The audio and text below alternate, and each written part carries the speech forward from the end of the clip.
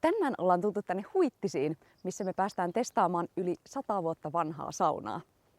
Lähdetään saunomaan.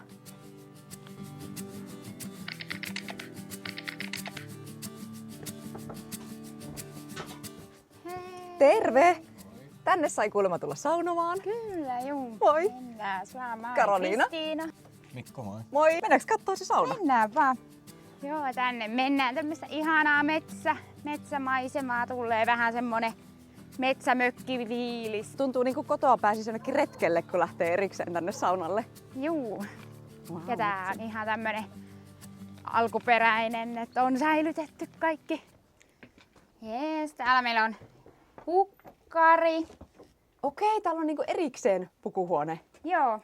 Wow. Toi betonimuuraus vähän vaikuttaa ja perunakellari alhaalla ja kiuas on tosiaan laitettu jälkikäteen tuohon betonimuuraukseen. Et täällä on joku renki joskus aikanaan majoittunut tai on ollut semmoinen ensimmäinen koti vanhaa hyvin reilusti yli 100 vuotta. Sitten täällä on tää sauna tosiaan.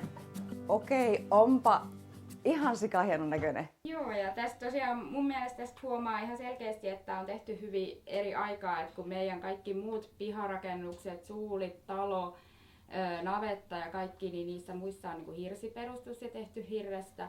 Ja sitten tää on niinku ainoastaan, tähän on niinku käytetty tätä betonia ja lattiat on betonia ja itse asiassa noiden paneelien alla on myös betonimuuraus, joka on ollut siihen aikaan esimerkiksi hyvin harvinainen systeemi, koska sodan jälkeen hirttä tietysti oli saatavilla, niin siitä sitten tietysti tehtiin, eikä niinkään betonia, että se oli sit, betoni-aikakausi oli ehkä enemmän sitten taas ennen 1900-lukua. Tämä on Jukka Perkon lapsuuden koti on ja hänen vanhempansa tai isovanhempansa, kuitenkin hänen suvussaan tämä on rakennettu ja nämä kaikki, tämä sauna on myös hänen aikanaan muutettu. Ja Et hän on saunonut täällä kyllä, silloin jo. ja muusikkoaikoina on tullut muun muassa Vesa-Matti Loirin kanssa saunottua täällä silloin. Ihan tosi. Eli Vesa-Matti Loiri on saunonut näillä samoilla lauteilla. On, kyllä. Wow. Näillä nimenomaisten lautojen päällä. Ja se oli itse asiassa yksi ensimmäisiä juttuja, mistä sä kerroit, kun me tavattiin ja mä tulin ensimmäisen kerran tähän ja sitten mä rakastuin ihan yli kaiken, kun sä sanoit, että sun lauteillassa on Vesa-Matti Loiri saunonut. Se oli hyvä myyntipuhe. oli. Oliko näin, että tässä kestää ihan hyvän tovin lämmittää tätä saunaa, että ei ole ihan semmoinen tunnin juttu? Juu, ei ole ihan, että betonihormi tietysti, kun se syö jonkun verran, että näin kesällä se lämpeää ehkä parissa tunnissa. Ja talvella kestää sit huomattavasti kauemmin, että sitten kestää jo, voidaan puhua tunneista.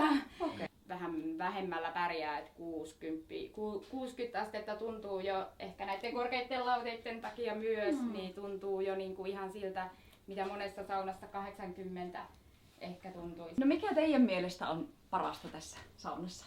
Jotenkin mä itse tykkään henkilökohtaisesti, että tämä vanha on niinku säilytty ja saunalla on oma tarinansa. Ja Loirin mä muistan aina kaikille mainita. Kyllä, se on tärkeä. Onks tää kiuas siis? Miten vanha tää on? Onks tää ihan alkuperäinen vai? Ehkä se on 60 vuotta vanha, voisin kuvitella ainakin. Joo.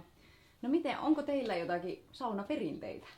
Meille se on semmoinen rentoutumispaikka, että me mennään vähän niin kuin hiljenemään. Meillä on 4 lasta tässä, pyörii enemmän ja vähemmän jaloissa koko ajan. Niin sit se on monesti sellainen, että me mennään tänne saunaan ja jutellaan päivän ja viikon asioista ja ollaan niin kuin yhdessä ja lämmitetään pääasiassa sauna yhdessä. Ja se on meille semmoinen niin kuin oman perheen yhteinen hetki ja sitten välillä se on myös meille parisuhdeaikaa, kun välillä me lämmitetään sauna sit niin myöhään, että lapset ei ehdi, että me saadaan sitten mennä saunaan. Okei, no toi on ihana luksus.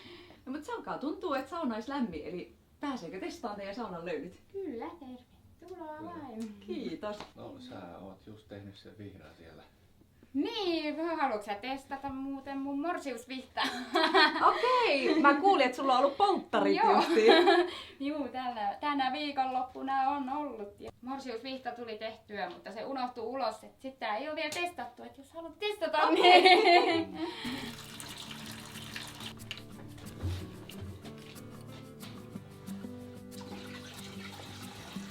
Täältä tulee mä tän prinsessamekossani vääntänyt morsius.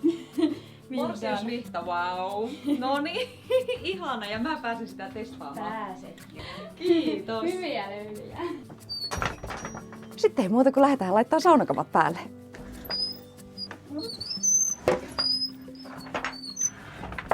Sitten mennään.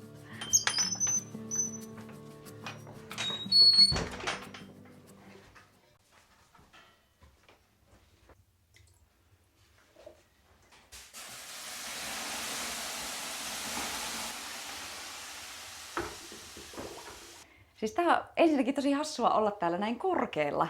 Ja täällä on oikeasti tosi mukavat lämpöiset löylyt, vaikka asteita ei tosiaan ole kuin vasta 60.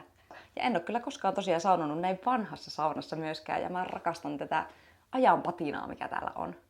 Miettikää, mun hanuri saattaa olla nyt samassa kohtaa, missä on ollut Vesa-Matti Loirin hanuri. Eli hän on istunut ja saunonut näillä samoilla lauteilla. Kristiina oli tosiaan tehnyt omissa polttareissa morsiusvihtan. Testataan sitä pikkusen, niin jos siitä tulisi vähän hyvää karmaa. Hei, kiitos ihan tosi paljon, kun lämmititte saunan. Pakko sanoa, että oli kyllä aika mieleenpainuva saunakokemus. En ole tommoista ennen kokenut.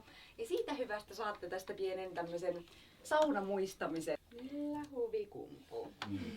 No niin. Kiitos, oli tosi ihana päästä näkemään tämmönen ja kokemaan näin vanha sauna. Ja istumaan samoilla lauteilla kuin Vesa-Matti Loiri. Se on tärkeää. Se on tärkeä, kyllä.